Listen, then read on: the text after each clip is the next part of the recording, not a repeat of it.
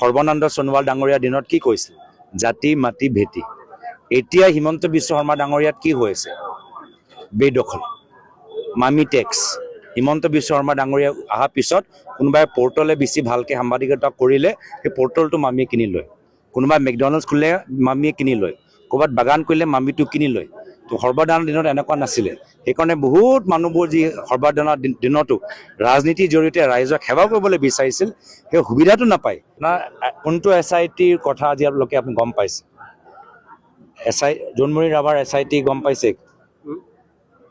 মোৰ সম্পৰ্কত SIT 10 ছেপ্টেম্বৰতে তেওঁ ৰিপৰ্ট জমা হ'ল। কিবা এটা ক খ গ কিবা এটা পৃষ্ঠা পঢ়িছে আপুনি? আমাৰ বিভিন্ন ৰাজ্যসভা সাংসদৰ ওপৰত SIT তাৰ একো প্ৰমাণ নাই। এইটো যে SIT তথ্য ফাদিল কৰিবলৈ নহয়, শ্যামকানু মহন্ত আৰু সেই পৰিয়ালৰ লগত নিজৰ ঘনিষ্ঠতা লুকাবলৈ কাৰণেহে এই SIT গঠন কৰা গৈছে। জুবিন গাৰ্গৰ মৃত্যু কেনেকৈ হ'ল এইটো নহয়, শ্যামকানু মহন্তৰ লগত হিমন্ত বিশ্ব শৰ্মা ডাঙৰীয়া তেখেতৰ পৰিয়ালৰ সদস্যসকল কিমান ঘনিষ্ঠ, এই ঘনিষ্ঠতা লুকাবলৈহে SIT গঠন কৰা গৈছে। আৰু সেইকাৰণে যিজন মানুহে আমাৰ ৰাইজক ইমান অন্যায় কৰিছে, অত্যাচাৰ কৰিছে, ক্ষমতা গুচি যোৱাৰ পিছত ৰাইজৰ মাজত কেনেকৈ থাকিব? আজি পুলিচ আছে, আজি ক্ষমতা আছে। সেইকাৰণে সাংবাদিকে যেতিয়া প্ৰশ্ন সোধে ডাইৰেক্টলি কৈ দিয়ে তোমাৰ মালিক কোন। কোনোবা যুৱকে ফেচবুকত প্ৰশ্ন কৰিলেই জেললৈ পঠাই দিয়ে।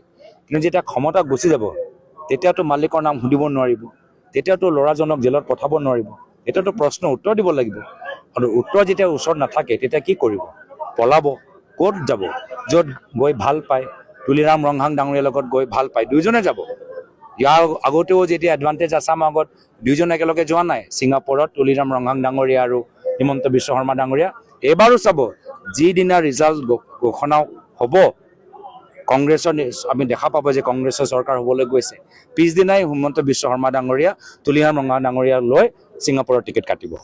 আৰু এটা প্ৰশ্ন যিহেতু সৰ্বানন্দ সোণোৱাল অতি ঘনিষ্ঠ লোকেশ শৰ্মা ডাঙৰীয়া তিনিচুকীয়া জিলাৰ দুবাৰকৈ সভাপতি হৈছিল, পৰৱৰ্তী সময়ত আজি যিহেতু কংগ্ৰেছ দলত যোগদান কৰিছে, এই সন্দৰ্ভত কি ক'ব?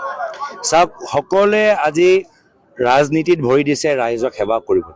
বিজেপি দলটোও বিজেপি হৈ থকা নাই। বিজেপি দল এটা সময়ত ইয়াৰ পূৰ্বে সৰ্বানন্দ সোণোৱাল ডাঙৰীয়াৰ দিনত কি কৈছিল? জাতি মাটি ভেটি। এতিয়া হিমন্ত বিশ্ব শৰ্মা ডাঙৰীয়াত কি হৈ আছে? বেদখল, মামি টেক্স। হিমন্ত বিশ্ব শৰ্মা ডাঙৰীয়া অহাৰ পিছত কোনোবাই পৰ্টলে বেছি ভালকৈ সাংবাদিকতা কৰিলে সেই পৰ্টলটো মামীয়ে কিনি লয়। কোনোবাই মেকডনাল্ডছ খুলিলে মামীয়ে কিনি লয়। ক'ৰবাত বাগান কৰিলে মামীটো কিনি লয়। তো সৰ্বদানৰ দিনত এনেকুৱা নাছিলে। সেইকাৰণে বহুত মানুহবোৰ যি সৰ্বদানৰ দিনতো ৰাজনীতিৰ জৰিয়তে ৰাইজক সেৱা কৰিবলৈ বিচাৰিছিল, সেই সুবিধাটো নাপায়।